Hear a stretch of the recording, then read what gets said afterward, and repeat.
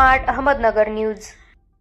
सह्याद्री युवा मंचच्या माध्यमातून आज दिनांक 13/4/2025 महात्मा ज्योतिबा फुले व महामानव डॉक्टर बाबासाहेब आंबेडकर या दोन्ही महापुरुषांच्या जयंतीनिमित्त या महापुरुषांना अभिवादन व मनोगत व्यक्त करून जिल्हा परिषद शाळा वसती शाळा शेणाचा मळा आनंदग्राम सोसायटी तळेगाव ढमढेरे येथे सर्व विद्यार्थ्यांना स्कूल बॅगचे वाटप करण्यात आले।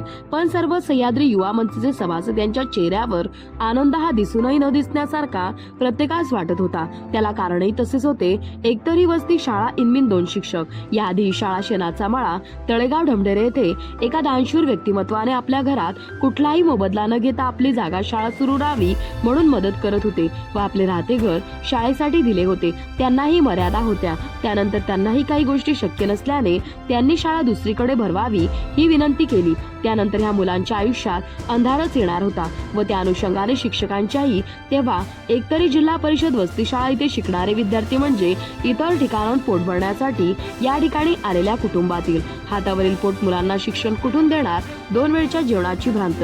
या वसती शाळेचे शिक्षकही हतबल झाले पण त्यांनी जिद्द सोडली नाही व मुख्याध्यापक केडकर सर व चव्हाण सर यांनी आनंदग्राम सोसायटीमध्ये आपले सहकारी मित्र अध्यक्ष सागर भोसले यांच्याशी संपर्क साधला व आनंदग्राम सोसायटीतील सर्व सभासदांनी या शाळेसाठी आपल्या जिमचा अर्धा भाग रिकामा करून शाळेला दिला। आजही शाळा तिथे 24 गरजू मुलांना शिक्षण देत आहे। आपल्या सर्वांच्या माध्यमातून आनंदग्राम सोसायटी यांचे हार्दिक अभिनंदन। तसेच आपल्या सह्याद्री युवा मंच यांनी या शाळेस आज जी स्कूल बॅग रूपी मदत केली आहे ती खूप किरकोळ स्वरूपाची आहे, पण या महान कार्यात आपला खारीचा वाटा उचलला आहे याचा अभिमानही आहे।